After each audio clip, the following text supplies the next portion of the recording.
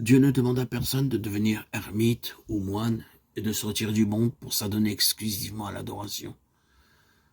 Notre vie doit être semblable à celle de Jésus-Christ, partagée entre la communion avec son Père et la foule. Celui qui se contente de prier se lassera bientôt de le faire, ou ses prières finiront par n'être plus que de vaines redites.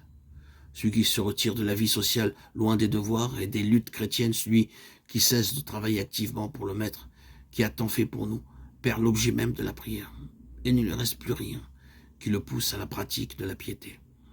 Ses prières deviennent personnelles et égoïstes. Il ne peut plus demander à Dieu la force nécessaire pour travailler au bien de l'humanité et à l'édification du royaume de Jésus-Christ. Nous perdons beaucoup en négligeant le privilège de nous unir à d'autres chrétiens en vue de nous encourager mutuellement au service du Seigneur. Les vérités de la parole inspirée perdent leur éclat et leur importance. Nos cœurs ne sont plus éclairés et vivifiés par leur influence sanctifiante et nous déclinons spirituellement. Dans nos rapports entre chrétiens, nous perdons beaucoup par le manque de sympathie les uns envers les autres. Celui qui se renferme en lui-même n'occupe pas la place que le Seigneur lui avait assignée. La culture convenable de l'élément social de notre nature nous porte à sympathiser avec autrui et contribue à notre développement en vue du service de Dieu.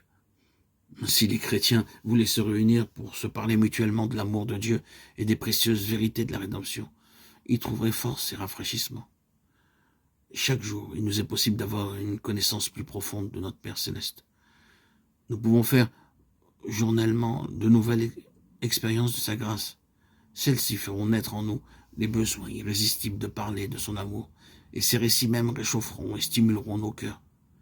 Si nous pensions davantage à Jésus et si nous parlions plus souvent de lui et moins de nous-mêmes, nous jouirions beaucoup plus de sa présence. Si nous pensions à Dieu chaque fois qu'il nous donne des preuves de sa tendre sollicitude, il serait constamment dans nos pensées et nous prendrions tout notre plaisir à le louer. Nous parlons des choses temporelles parce qu'elles nous intéressent.